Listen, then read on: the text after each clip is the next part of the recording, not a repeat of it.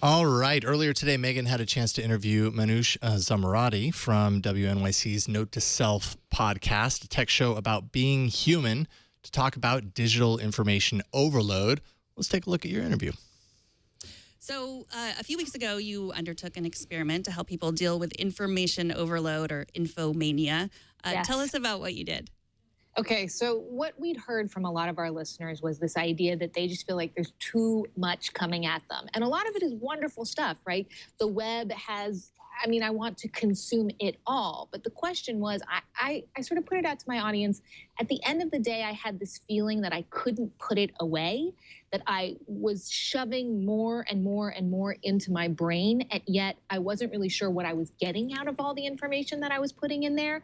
So what we decided to do was do a week-long experiment to see that if we could be more purposeful about the information that we consumed, if we could set limits, set goals for ourselves and say, I'm going to consume this information to get me closer to something, to do something with all the information I take in, would we feel better? Would that, that weird eye twitch you get at night, like maybe it would stop? Would you sleep better? Would you feel like you actually, maybe if your goal was like to learn more Spanish, would you actually learn some Spanish at the end of it? Or we had these 5 goals. So what we heard was from people, their stories. One was like, I want to be in better touch with my family. I want to actually use Facebook to reach out to people. So what we didn't ask people to do was turn it off. What we asked them to do was take these wonderful tools that you have and put them towards something that actually makes a difference in your life. So what did you find was the most popular goal among all the goals?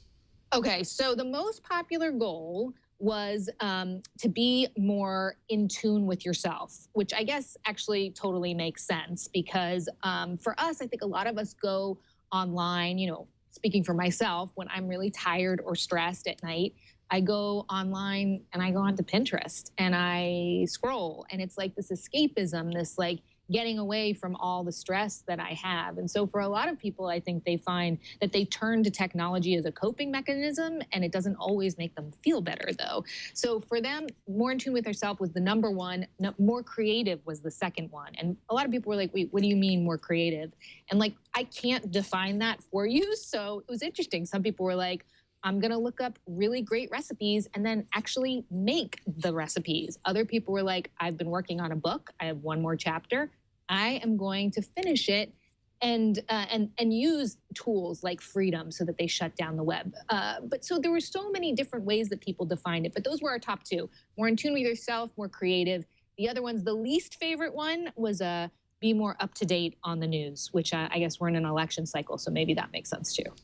Yeah, I was sad about that because we do a daily news show. So I was like, oh, well, but it makes sense also because it can be anxiety provoking to stay up on all the news depending on what news you're looking at.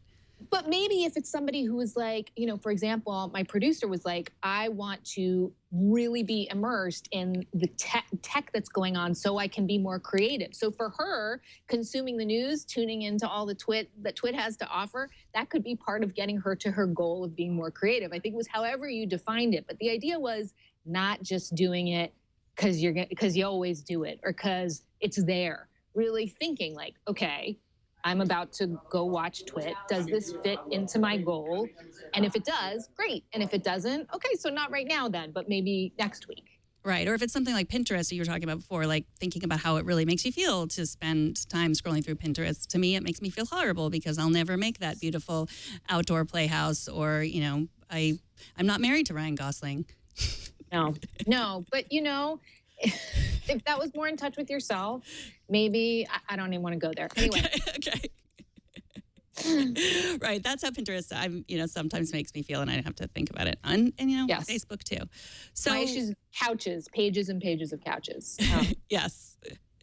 So did you do all the tasks? Oh, I absolutely did. And I will say the number one task, which was day 1 actually, and this really, we've heard from people that it stuck with them the most. It certainly has stuck with me the most. It was called single tasking. So you've heard of multitasking. This was single tasking. And we actually spoke to cognitive psychologists and neuroscientists who explained that, maybe you've heard this, multitasking is a myth. Your brain cannot actually do multiple things at once. What you're doing is task switching, task switching, task switching. And when you do that, you use up what is actually a finite amount of neural resources. So think about it. If you open up email, should I read this email? Should I respond to this email? Should I respond now? Should I respond later? Should I archive it? Should I put it in a folder? Should I delete it? That's like 7 decisions that you've just made there. And you're eating into, so that means like you might have used up all your like decision-making power by lunchtime, and it won't even get you through the day. So whereas if you do one thing at a time, get it done, get it off your to-do list, we wanted to see, would you feel more clear? Would you feel like you actually did get more done? And what we heard from people was, I got fewer like little things done, but I actually accomplished, writing that report that I had to finish by the end of the day. And actually people reported feeling much calmer and in a better state, so that at the end of the day, back to Pinterest, they didn't turn to Pinterest. Maybe they actually talked to their spouse, or they played a board game, or maybe they watched a show, but they just watched a show. They didn't tweet at the same time. They made smarter choices that made them feel better and then hopefully sleep better at night. Right. So, okay, so you had all these tasks that everyone was sort of doing together when you did this a few weeks ago. Can people still do them on their own? Yeah, they totally can. And what was interesting was how we set up the system. We have a texting system. So every morning when you sign up, you can go to infomagical.org. When you sign up, if you choose to do it via text, this was something new that we tried out. We have your number, and in the morning, we text you with a link to the audio that explains the daily task, why we came up with this task, the science behind it, the tech behind it. And then a couple times during the week, we'll check in with you to see, how's it going? Are you sticking with it? Can you rate yourself? Because in addition to helping people get, fix their individual lives, we wanted to see on a broader scale, could we make change? Could we change the way people feel about fear of missing out? And we had 30,000 people sign up that first week. And so it was great to be able to look at the data that we collected from everyone, because we asked people to rate every evening how it went and what was effective to them. And we did see that 71% of the people that made it through the entire week felt that it was better. They were better equipped to deal with information overload going forward, which was hugely gratifying, that we could actually even make a tiny dent. I mean, look, did we fix it? No, this is an ongoing process. It is hard work, but I think what we did was make people aware of the myriad of choices we are being asked to make every single day with the gadgets that we have in our pockets, with the screens that we're looking at. And we need to take the time to make choices that actually matter to us, instead of letting the people who make the gadgets or the people who want to sell us stuff, leaving the decision in their hands.